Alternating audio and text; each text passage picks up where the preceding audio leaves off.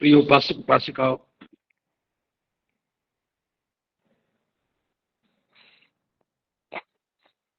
हम उसी विषय को कि धम्म का अध्ययन करना और धम्म का ज्ञान होने का अर्थ है कि जीवन का रूपांतरण होना।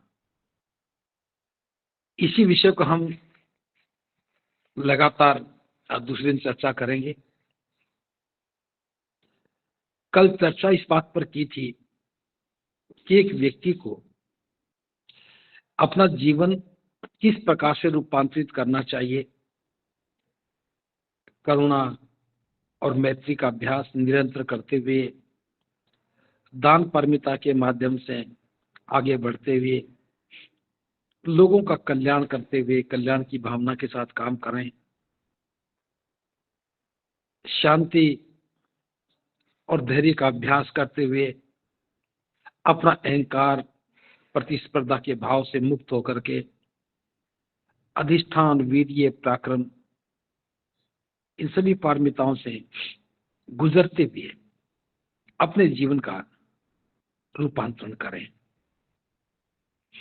क्योंकि हम सभी लोग जिस प्रकार से सामान्य लोग जीवन जी रहे हैं, उसी प्रकार से हम भी अपना जीवन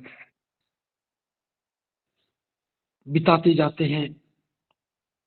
जीवन भर कमाते रहते हैं, भाग दौड़ में लगे रहते हैं। अंत में समझ में आता है कि जो कुछ कमाया था उससे तो हमने अपना सारा जीवन खो दिया। जीवन के लिए आवश्यक साधन और संसाधनों को जुटाने में जीवन को ही गवा दिया। जीवन का ख्याल तो बुढ़ापे में ही आता है और फिर जीवन संवारने के लिए ना तो समय रहता है और ना सामर्थ्य रहता है। इस विषय पर हमने कल विस्तार से चर्चा की थी। आज व्यक्तिगत रूपांतरण के साथ साथ एक सामूहिक रूपांतरण भी होना चाहिए। एक समाज का रूपांतरण होना चाहिए। एक नया समाज बनना चाहिए। जिस प्रकार से एक व्यक्ति को अपना जीवन रूपांतरित करने के लिए अभ्यास से गुजरना होता है, उसी प्रकार से हमें समाज को भी रूपांतरित करने के लिए उसके लिए भी काम करना होगा। कार्य योजना बिल्कुल उसी प्रकार से जिस प्रकार से एक व्यक्ति को अपने लिए काम करना था। अब विषय थोड़ा सा बदल गया है। अब व्यक्ति की बजाय समूह पर आ गई है, समाज पर बात आ गई है। क्योंकि एक एक व्यक्ति जब अपने आप को बदलता है तो प्रयास बहुत लंबा हो जाता है। सैकड़ों लोगों के बीच में अगर एक व्यक्ति बदला हुआ रहता है तो उपहास का पात्र भी बनता है। जैसे मैं एक उदाहरण के लिए बात करूं, जब हम गांव में जाते हैं, गांव के लोगों से मिलते हैं, तो बड़ी असहज स्थिति हो जाती है। क्योंकि गांव में गांव की एक भाषा है। अब अगर हम उसी भाषा में बात करते हैं तो अभी तक जो सीखा है उसका कोई अर्थ नहीं। और अगर अभी जो सीखा है उस भाषा में बात करते हैं तो सभी लोग कहते हैं कि दो अक्षर पढ़ गया,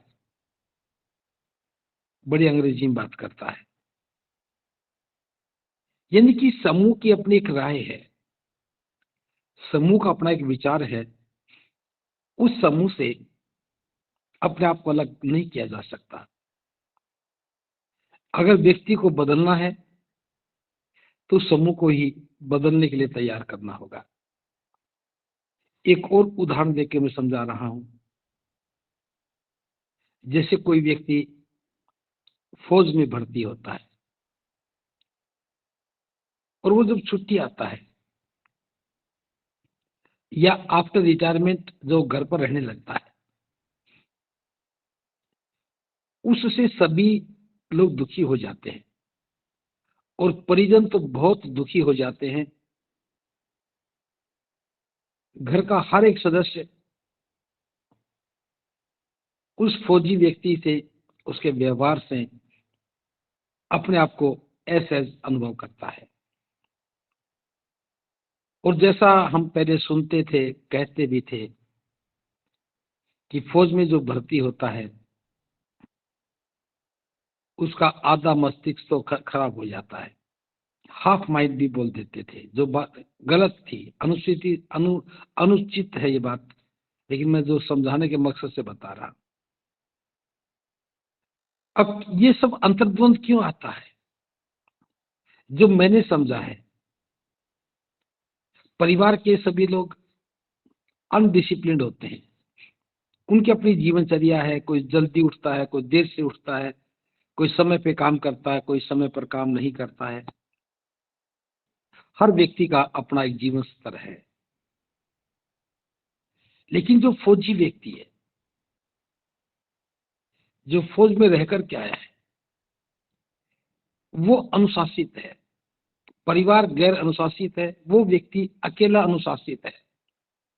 उसे सिखाया गया कि सुबह जल्दी उठना है, उसे सिखाया गया है कि सारा काम समय पे करना है, उसे सिखाया गया है आदेश की अनुपालना करनी है, उसे सिखाया गया है हर गलती पर सजा मिलनी है, उसे सिखाया गया है कर्तव्य क्या है, उसे सिखाया गया है अनुशासन क्या है।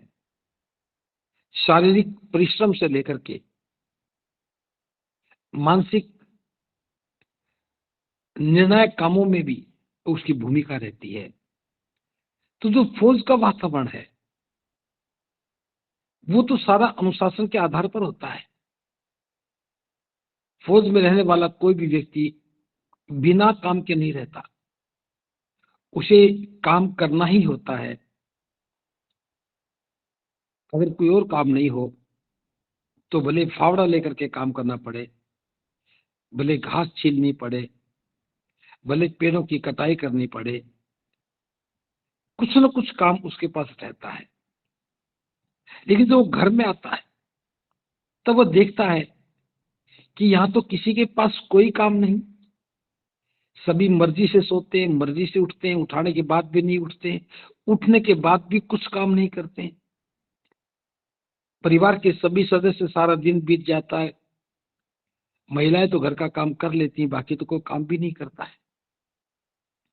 तो ऐसे में वो अपने ही परिवार के सदस्यों को डांटने लगता है, उन पर चिल्लाता है, उनको डांटता है। फिर सबको लगता है कि जब से ये फौजी घर में आया है, घर का वातावरण बिगड़ गया है। अब इस बात को थोड़ा ध्यान से समझना, ये बात बहुत महत्वपूर्ण है।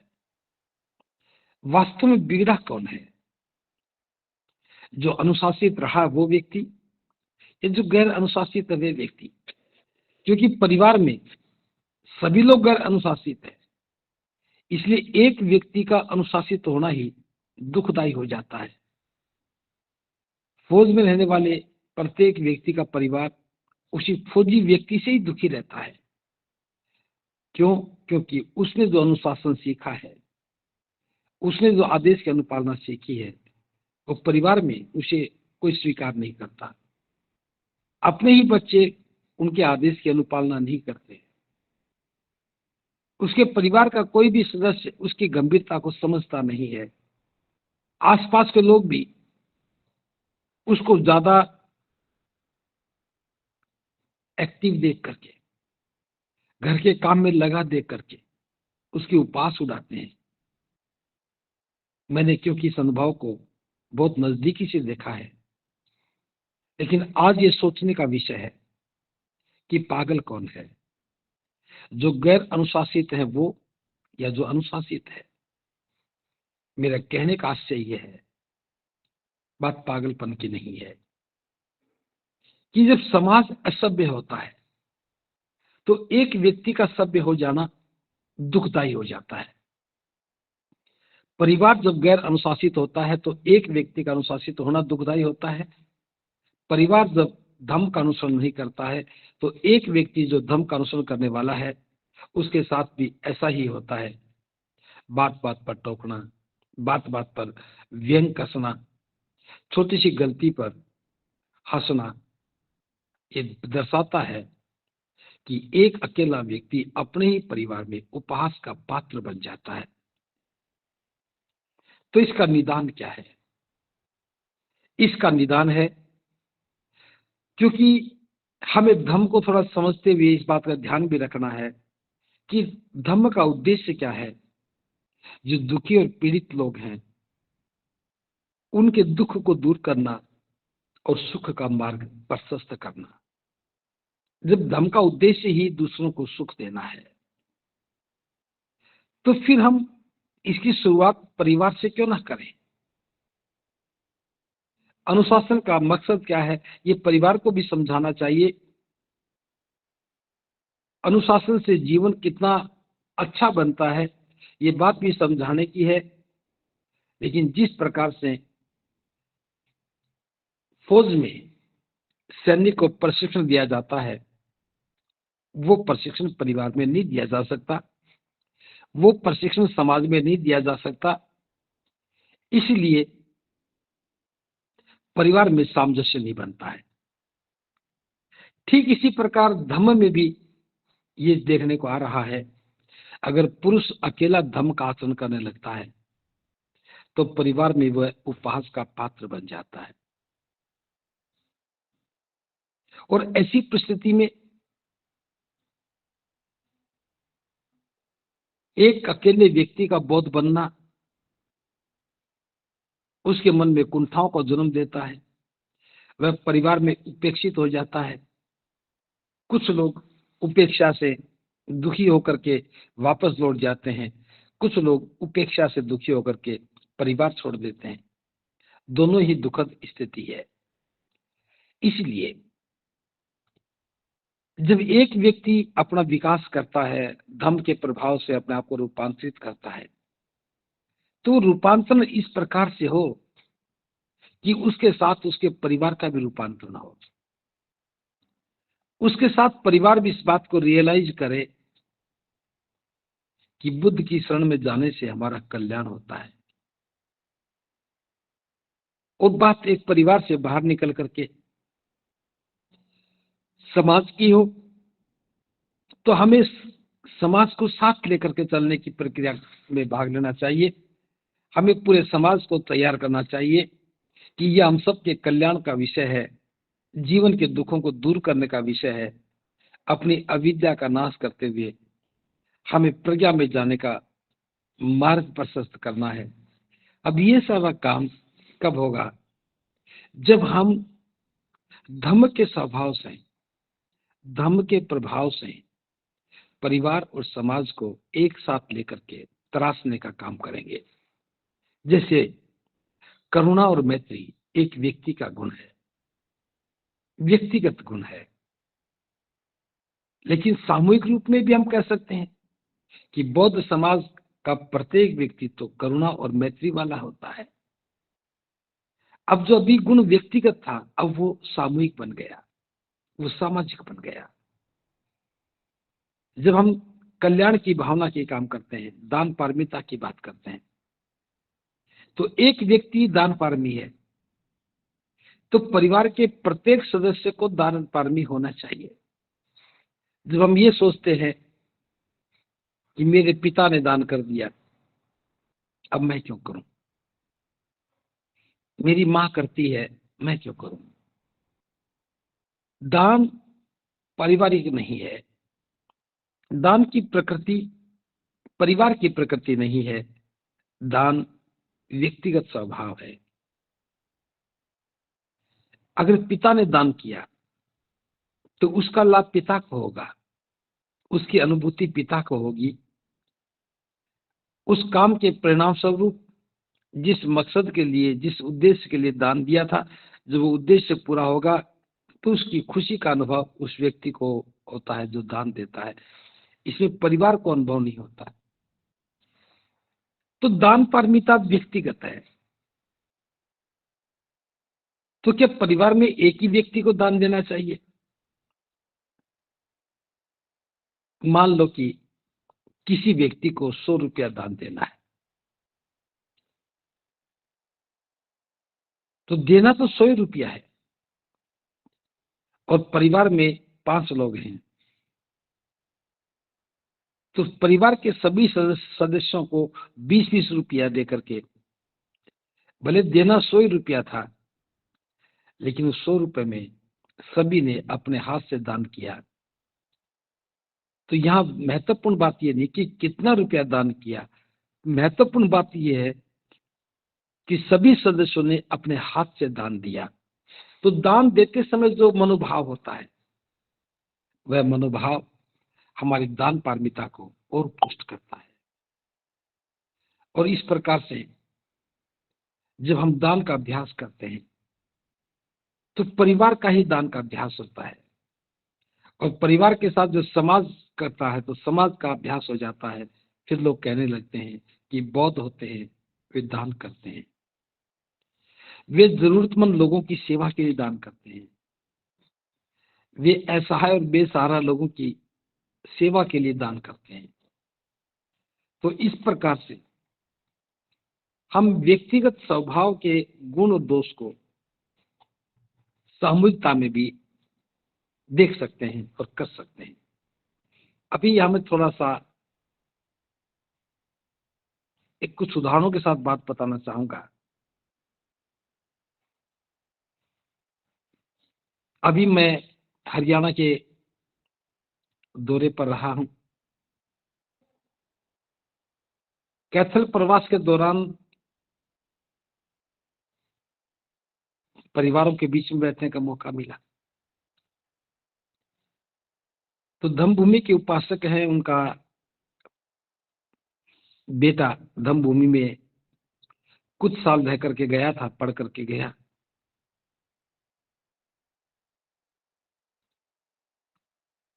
अब वो यूनिवर्सिटी में है।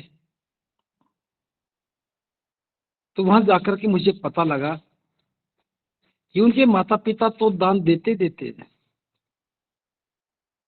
वो बच्चा भी अपनी पॉकेट मनी से पैसे बचा करके दान देता है। वहां लाइब्रेरी चलती है, कई बार उसने अपने पॉकेट मनी से भी लाइब्रेरी में दान दिया। धम्मभूमि में वो आया, वहां पर भी दान दिया। उनके माता पिता के द्वारा बताते हुए उन्हें भी गर्व हो रहा था कि जो दान पारमिता का उनका जो स्वभाव था वो उनके बेटे में भी आया है। ये धर्म के अनुकूल है। अभी सार प्रवास के दौरान एक नौजवान पूछ रहा था कि भंते जी, मेरा जन्मदिन है, आप मुझे बताओ कि मैं कैसे मनाऊं।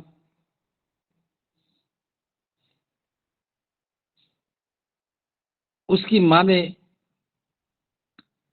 उसे कुछ बताना चाहा तो उसने कहा, नहीं आप मत बताओ, मैं अपना जन्मदिन अपने ढंग से मनाऊंगा, मेरी भी कुछ इच्छाएं हैं, मैं भी कुछ किसी के कल्याण के लिए करूं।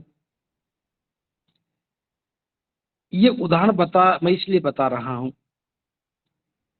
कि जब धर्म परिवार में प्रवेश करता है तो प्रत्येक व्यक्ति धर्म के अनुकूल ही सोचने लगता है।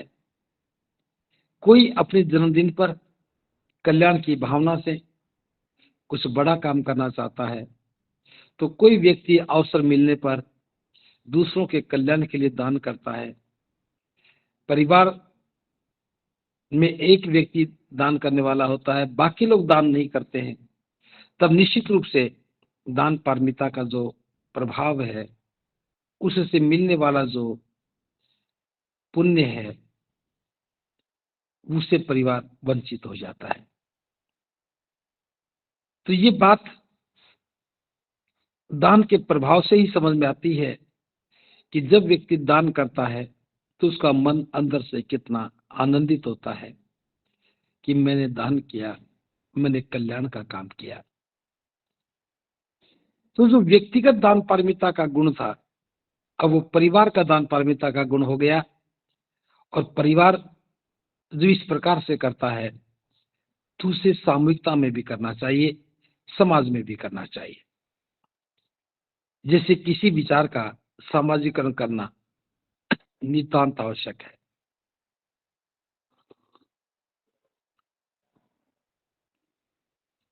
अभी कुछ दिन पहले धम्मभूमि के ही प्रतिनिधि हैं अलीगढ़ से, उन्होंने अपने पिता की स्मृति में आसपास के बुजुर्ग महिला और पुरुषों को बुलाया, धर्म और समाज में काम करने वाले सामाजिक और धार्मिक कार्यकर्ताओं को बुलाया और उन सबको उन्होंने वस्त्र भेंट किए।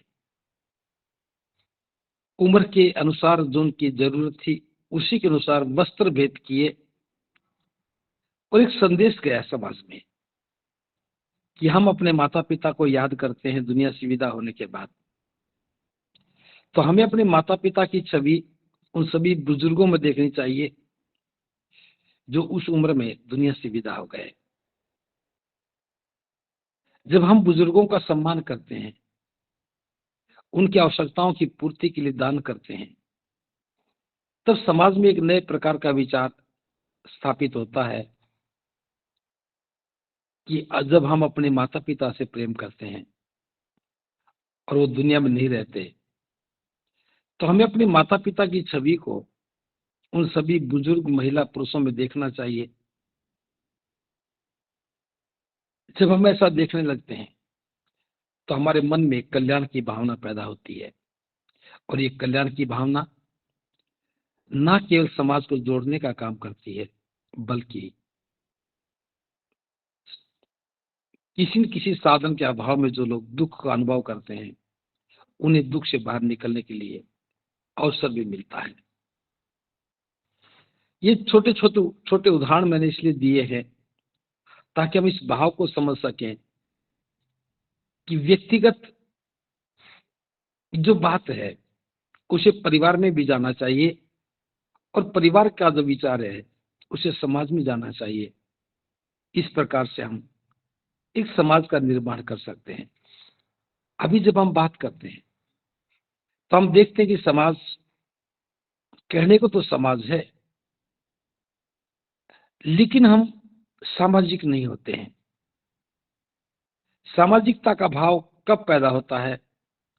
जब हमारी निर्भरता समाज के दूसरे लोगों पर आ जाती है, तब सामाजिकता का बोध होता है। उदाहरण के लिए संकट काल में सभी लोग इकट्ठे होते हैं, एक दूसरे की सेवा करते हैं, तो ये सामाजिकता का भाव है।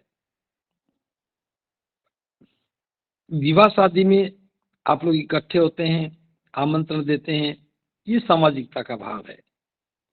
और ये सामाजिकता का भाव कहीं न कहीं सुरक्षा के भाव से जुड़ा रहता है। संकट काल में समाज काम आता है, खुशी के अवसर पर समाज काम आता है। तो ये जो भाव है कि समाज हमारे साथ खड़ा होना चाहिए,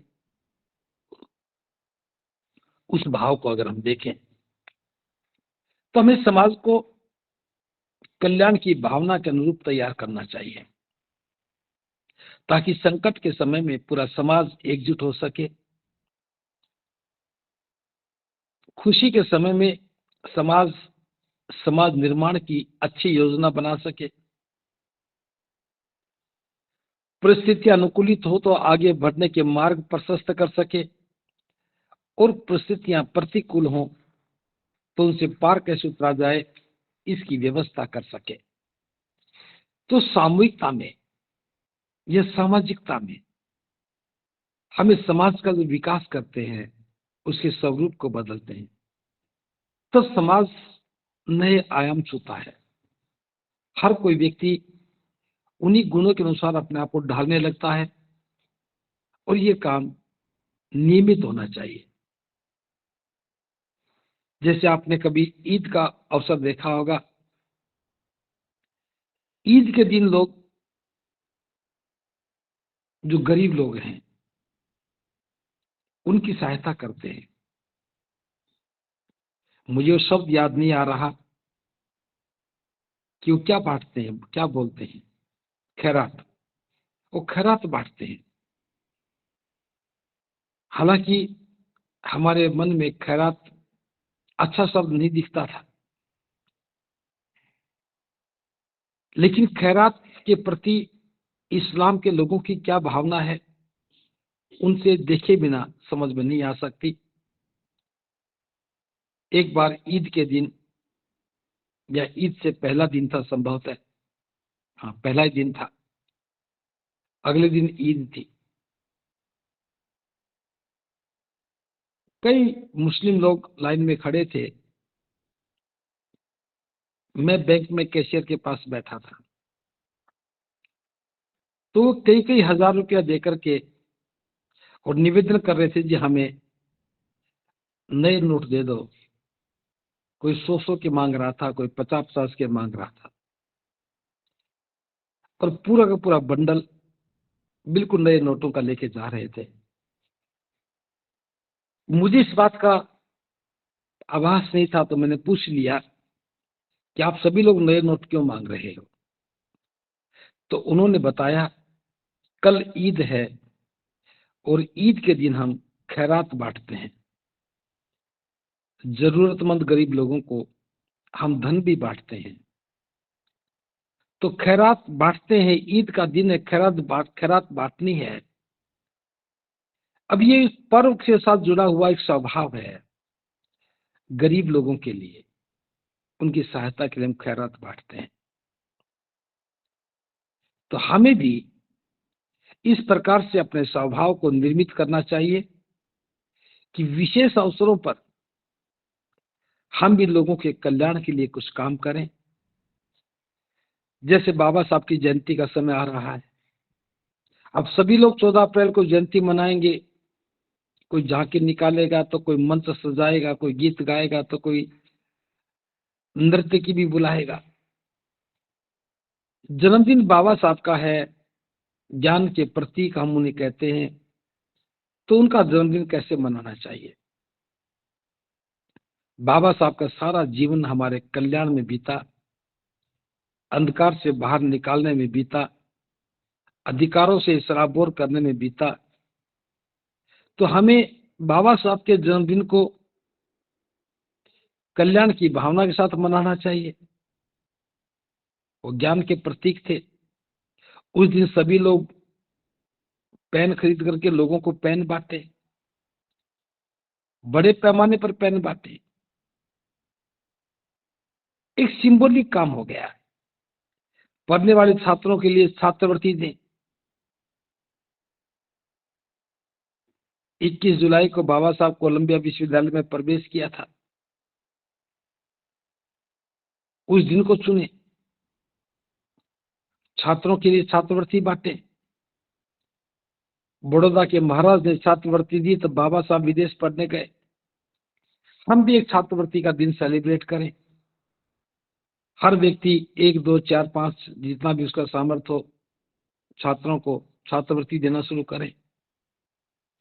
एक उत्सव के रूप में हम शिक्षा के प्रचार और प्रसार के लिए कितना बड़ा काम कर सकते हैं।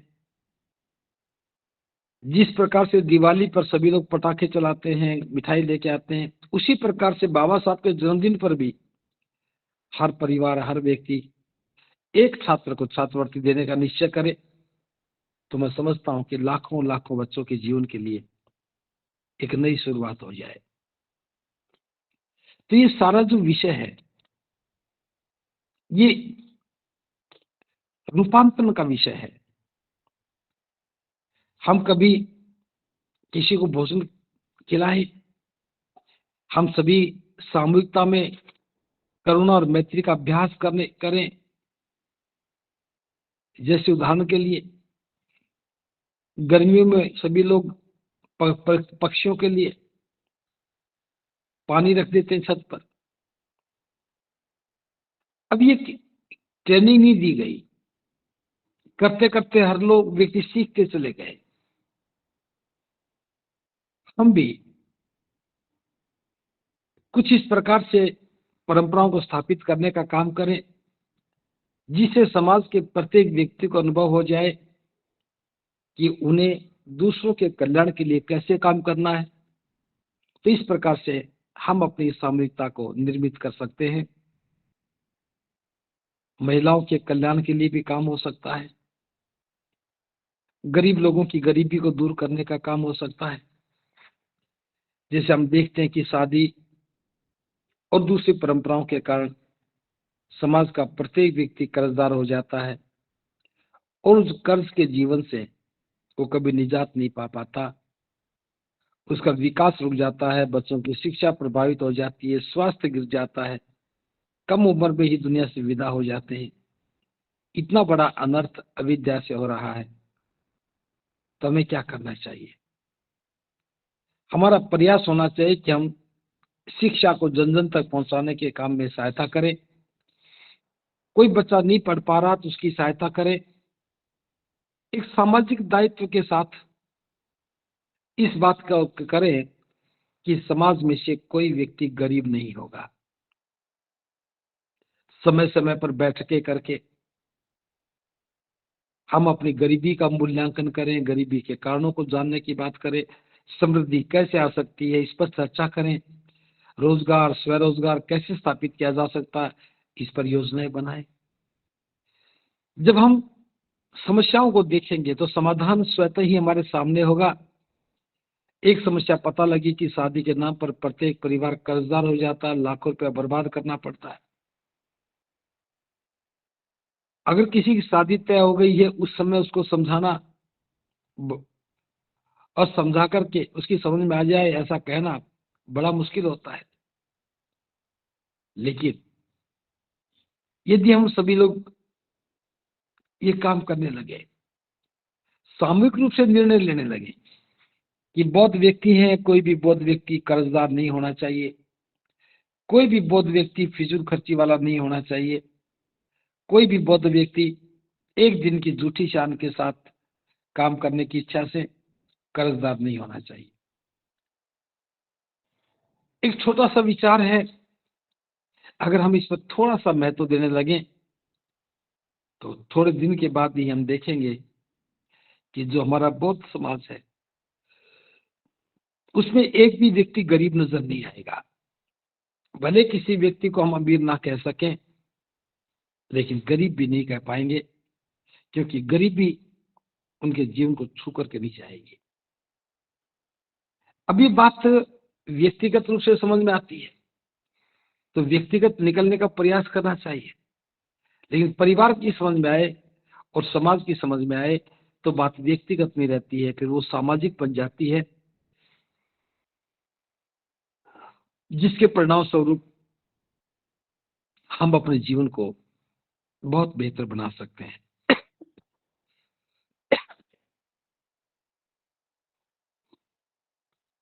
हमें सब लोगों को मिलकर के अपना व्यक्तिगत रूपांतरण करते हुए सामाजिक रूपांतरण पर भी काम करना चाहिए। बुजुर्गों की सेवा करना, माता पिता का सम्मान करना, वाणी को विनम्र बनाए रखना, किसी का अहित नहीं करना, उदारता के साथ जीवन जीना, इच्छाओं के पीछे ना भागना, क्रोध पर विजय पाना, ये 7 कुशल संकल्प हैं। और बुद्ध कहते हैं कि इन 7 कुशल संकल्पों का दूसरा नाम ही सुख है। तो सुख हमारी आवश्यकता है। जब समाज सुखी होगा तो सुख का महत्व और बढ़ जाएगा।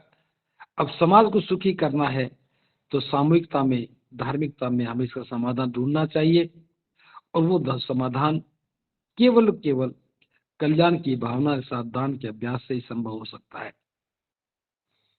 तो हमें प्रयास करना चाहिए कि समाज का कोई भी व्यक्ति कर्जदार ना हो। जब भी कभी उसके घर में विवाह जैसी बातें आती हैं तो अगर समाज साथ खड़ा होता है तो हम कुरीतियों से बच सकते हैं। ये गरीबी के खिलाफ एक बड़ा आंदोलन खड़ा होना चाहिए। दूसरा, गरीबी के साथ साथ जो अंधविश्वास है, अज्ञानता है, उस पर भी हमें काम करना चाहिए। कोई भी व्यक्ति अंधविश्वासी नहीं होना चाहिए। हर व्यक्ति का विश्वास वैज्ञानिकता के आधार पर तर्क की कसौटी को कसने बाद होना चाहिए। तो इस प्रकार से हम सामूहिकता में समाज के अंधविश्वास को दूर भगा सकते हैं, कुरीतियों को तोड़ सकते हैं, अनावश्यक परंपराओं को छोड़ सकते हैं, और हम अपना विकास करते हुए समाज के सर्वांगीण विकास के लिए, समाज को उच्च पराकाष्ठा पर ले जाने के लिए हमें सामूहिक और धार्मिक विषय पर गंभीरता से बात करनी चाहिए। और काम भी करना चाहिए। जो सामाजिक हित के विषय हैं, उनके प्रति भी हमें उपेक्षावान नहीं होना चाहिए और हमें निरंतर निरंतर धर्म की स्थापना के लिए, जीवन निर्माण के लिए काम करते रहना चाहिए। तो इन्हीं शब्दों के साथ मैं अपनी वाणी को यहाँ विराम दे रहा हूँ। जो सामाजिक सरोकार के विषय हैं, जिससे समाज दुखी रहता है, हमें उनसे मुक्त होकर के सुख की राह प्रशस्त करनी चाहिए। सबके कल्याण के लिए काम करते हुए सभी लोगों को कल्याण की भावना में शामिल करना चाहिए। इन्हीं शब्दों के साथ मैं अपनी वाणी को विराम देता हूँ। उम्मीद करता हूँ कि आपने मेरी बात को बड़े ध्यान से सुना होगा। आप सबका मंगल, सबका मंगल, सबका मंगल।